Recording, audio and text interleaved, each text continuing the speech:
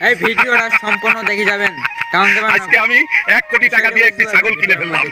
ওরে আমার ছাগল তো অনেক অনেক সোনার কয়েন দিচ্ছে, এখন তো আমি বড় লোক হয়ে যাব। হায় আল্লাহ রে, আমার ছাগলটি মারা গেল কি করে? বন্ধুরা তোমরা কি কেউ দেখেছো? কত কষ্টের টাকা দিয়ে ছাগলটা কিনেছিলাম রে, কিন্তু ছাগলটা মারা গেল রে। আরে দাদুর কি হয়েছে? দাদু ওভাবে কাঁদছে কেন?